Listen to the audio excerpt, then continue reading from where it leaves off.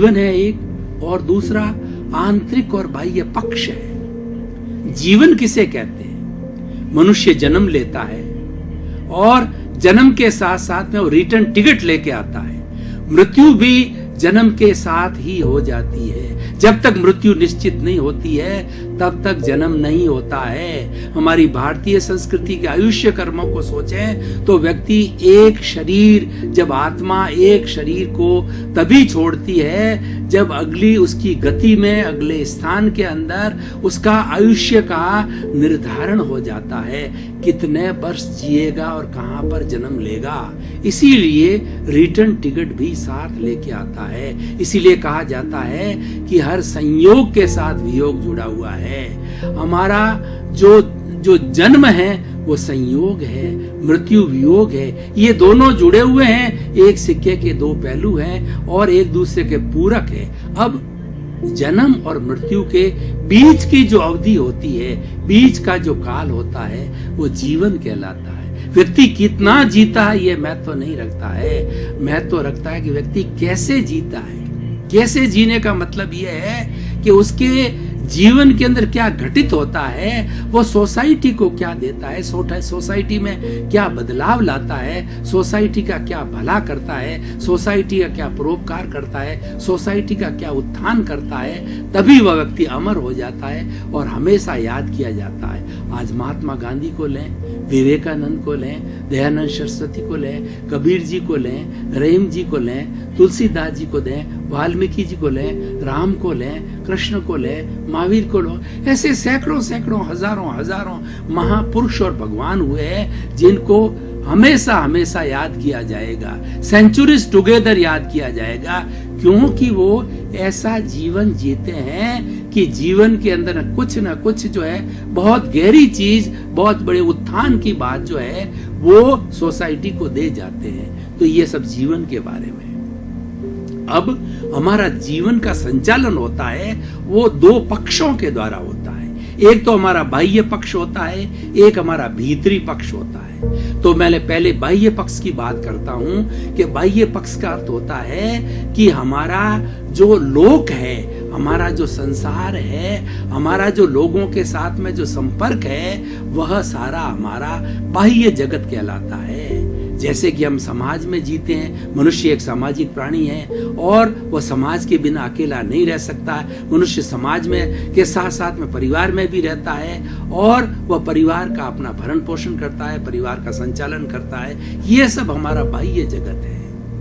बाह्य जगत में इंद्रियों का मुख्य रोल है। हमारी 5 इंद्रियां हैं, स्पर्शन, रसन, घ्राण, चक्षु, श्रोत्राणी, इंद्रियाणी। स्पर्शन इंद्रिय के द्वारा हम चमड़ी का या किसी वस्तु का स्पर्श करते हैं, और रसन के द्वारा हम स्वाद लेते हैं, और स्पर्शन रसन घ्राण के द्वारा हम सुगंध दुर्गंध का अनुभव करते हैं, और चक्षु के द्वारा हम देखते हैं, और स्रोत के द्वारा हम सुनते हैं। इन 5 इंद्रियों से हमारा ये बाह्य जगत संचालित होता है।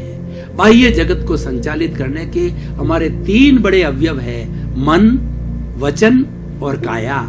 मन के द्वारा हम चिंतन करते हैं वर्तमान का, और भूतकाल की स्मृति करते हैं, और भविष्य का जो है वो भविष्य की स्मृति करते हैं, और भूतकाल की जो है हम वो यादगार करते हैं।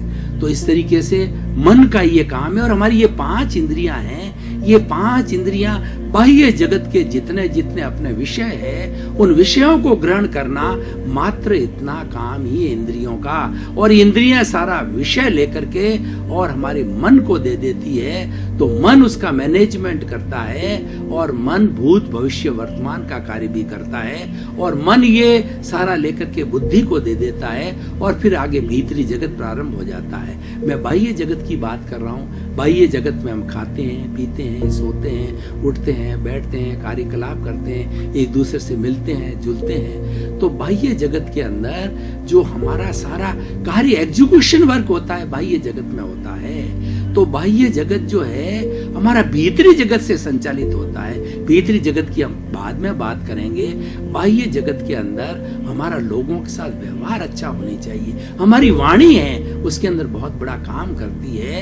और कहा जाता है ऐसी वाणी बोलिए मन का आपा खोए, औरन को शीतल करे और आपो शीतल होए। यानी मनुष्य को बाह्य जगत के अंदर संपर्क करने के लिए, लोगों से परिचय करने के लिए, अपना सारा कार्यकलाप करने के लिए भाषा सीमित होनी चाहिए, मधुर होनी चाहिए और सत्य भाषा होनी चाहिए, कर्कश नहीं होनी चाहिए, किसी को दुख देने वाली नहीं होनी चाहिए और स्वयं आनंदित हो और दूसरों को आनंदित करे, ऐसी भाषा का उपयोग किया जाना चाहिए।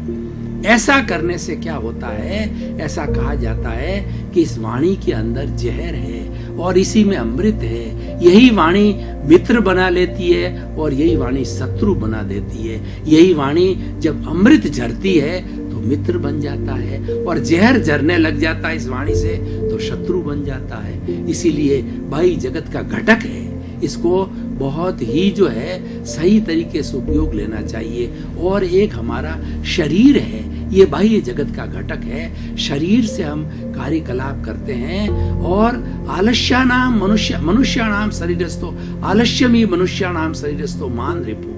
आलस्य है वो मनुष्य का सबसे बड़ा महान दुश्मन होता है। इसीलिए इस शरीर से आलस्य नहीं किया जाना चाहिए। इस शरीर को स्मार्ट रखना चाहिए, क्यों कोई भी कार्य शरीर से किया जाएगा और वो समयबद्ध किया जाना चाहिए। सारी प्लानिंग भीतर से मिलेगी, हम भीतरी जगत की बात करेंगे, लेकिन एग्जीक्यूशन होता है वो बाहरी जगत में होता है। इसलिए दोनों इंपॉर्टेंट है। भीतरी जगत तो हमारी प्लानिंग का जगत है और बाह्य जगत जो है हमारे एग्जीक्यूशन का जगत है। दोनों के बीच में सामंजस्य होना चाहिए।